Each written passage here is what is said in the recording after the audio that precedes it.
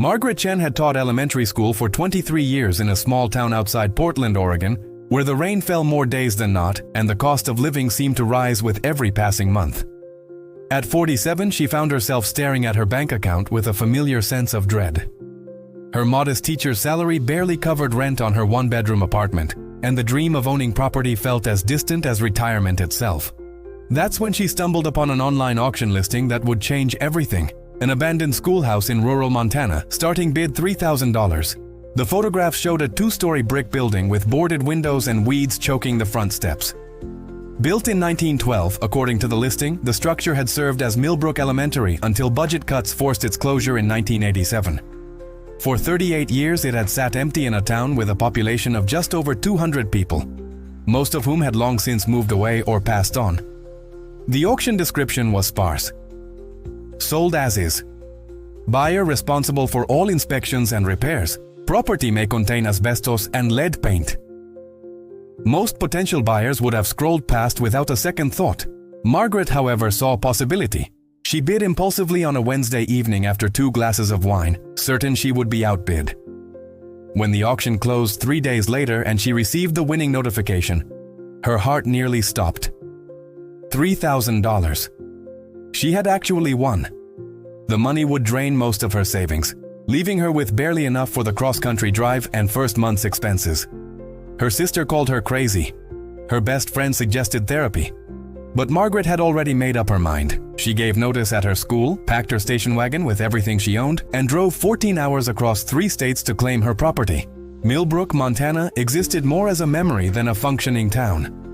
Main Street consisted of a shuttered general store, a post office that opened 3 days a week, and a grain elevator that hadn't processed wheat since the 90s. Margaret's new property sat at the edge of town, separated from the nearest house by a quarter-mile of overgrown prairie grass. When she first pulled up to the building on a gray September afternoon, the reality of her decision hit her like a physical weight. The structure looked even more decrepit in person. Sections of the roof had caved in. The front steps had collapsed entirely. Every window on the ground floor had been broken, leaving jagged teeth of glass in rotting frames. The interior was worse. Margaret pushed through the warped front door and immediately regretted not bringing a respirator. The smell of mold, animal droppings, and decades of decay made her eyes water.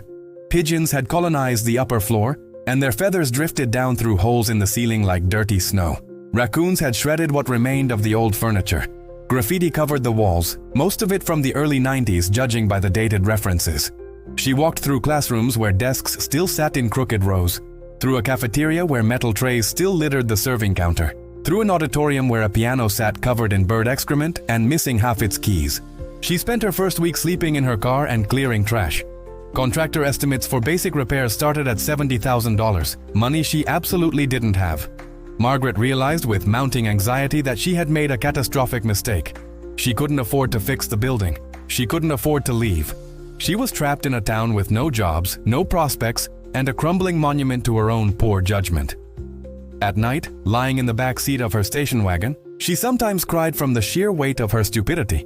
On her 8th day in Millbrook, Margaret was prying plywood off the library windows when she noticed something odd. The library, unlike the other rooms, had been deliberately sealed from the inside. Someone had nailed the door shut and boarded the windows from within the room itself. The wood showed no signs of forced entry or vandalism. Curious despite her exhaustion, she worked for 3 hours to remove enough planks to squeeze through one of the windows. The library was pristine. While every other room in the building had been vandalized and stripped of anything valuable, this space looked frozen in time. Books still lined the shelves in neat rows. A card catalog sat undisturbed in the corner. Reading tables held stacks of books as if students had just stepped out for recess. Even the air smelled different, musty with old paper rather than rot. Margaret stood in the doorway, confused by the preservation. Why had someone sealed this room? And more importantly, when? She began exploring the shelves, running her fingers along spines cracked with age. Most were standard elementary school fare, picture books and chapter books from the 60s and 70s. But as she moved deeper into the library, she found older volumes. Much older, a complete set of Little House on the Prairie first editions from the 1930s. Original Nancy Drew mysteries with the famous yellow spines. Hardy Boys books from their initial publication run. Margaret's pulse quickened. She knew enough from browsing antique stores that first edition children's books could be valuable, but she had no idea how valuable. Then she found the collection behind the librarian's desk. Someone had carefully wrapped these books in acid-free paper and stored them in wooden crates. Margaret unwrapped the first volume with trembling hands. The Wonderful Wizard of Oz, first edition, first issue, published by George M. Hill Company in 1900. She had seen something about this book on an antiques show once. Hadn't a first edition sold for hundreds of thousands of dollars? She barely dared to breathe as she unwrapped the next book. Alice's Adventures in Wonderland, first American edition from 1866. Then Treasure Island, first edition from 1883. Peter Pan in Kensington Gardens, 1906. The Secret Garden, 1911. Margaret sat on the floor, surrounded by carefully wrapped treasures, her mind racing. She counted 43 books in the crates, each one a first edition of a classic children's story.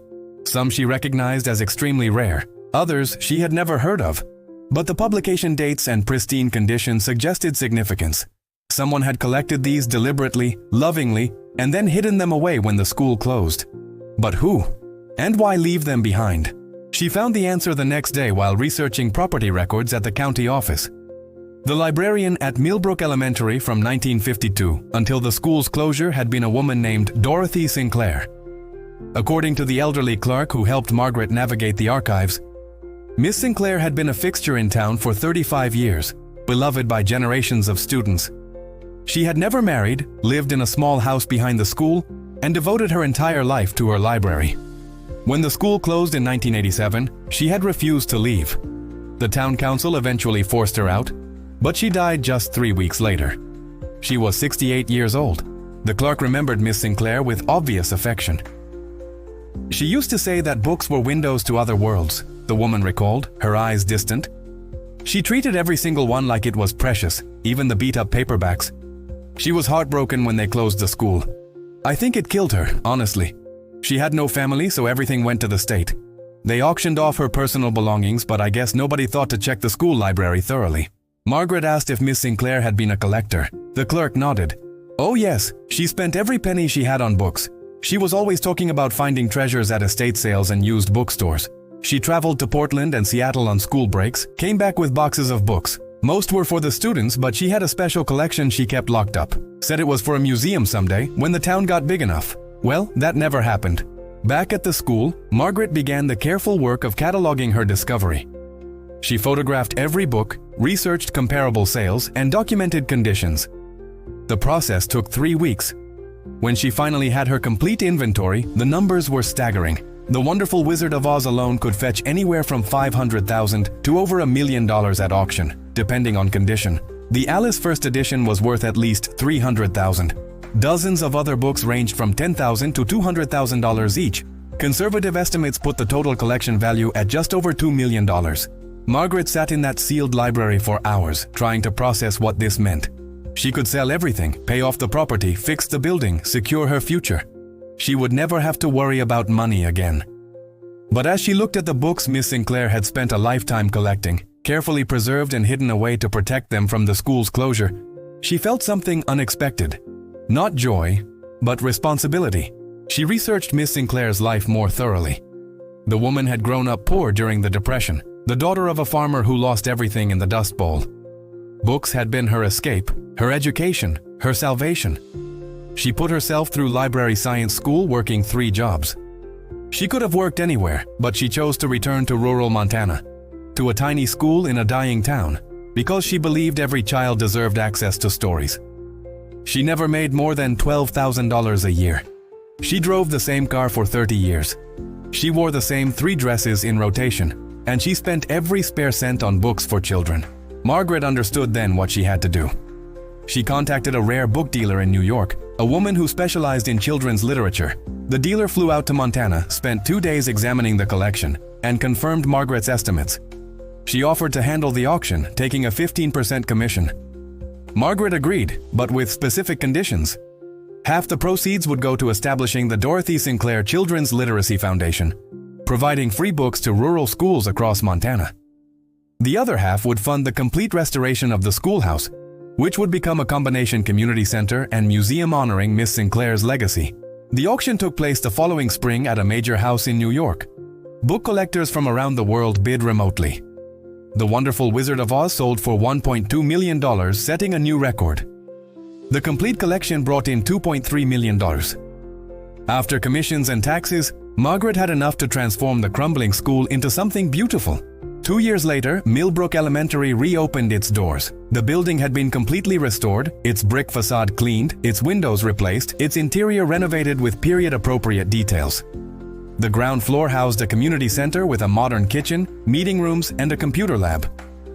The upper floor held the Dorothy Sinclair Museum of Children's Literature, displaying photographs of Miss Sinclair, examples of books she collected, and rotating exhibits on the history of children's publishing. The sealed library remained exactly as Miss Sinclair left it, preserved behind climate-controlled glass so visitors could see how she had protected her treasures. Margaret moved into a small apartment on the 3rd floor, which had been part of the renovation. She took a position as director of the foundation, traveling to rural schools across Montana delivering free books and literacy programs. The town of Millbrook began attracting visitors, bibliophiles, and families who came to see the museum. A coffee shop opened, then a bed and breakfast. Life returned to Main Street. On the anniversary of the school's reopening, Margaret stood in the restored library where she had first discovered the hidden collection. A photograph of Miss Sinclair hung on the wall, showing a thin woman with kind eyes and a gentle smile, surrounded by children. Margaret thought about the strange chain of events that had led her here. Her financial desperation, an impulsive $3,000 bid, a sealed room that had preserved one woman's quiet, extraordinary gift to the future. Miss Sinclair never got her museum in her lifetime, but she had gotten something better. She had gotten a guardian who understood that the real treasure wasn't the money the books brought, but the doors they could open for children who needed them most. Margaret had bought an abandoned school looking for shelter. Instead, she found purpose. And in the end, that was worth far more than $2 million.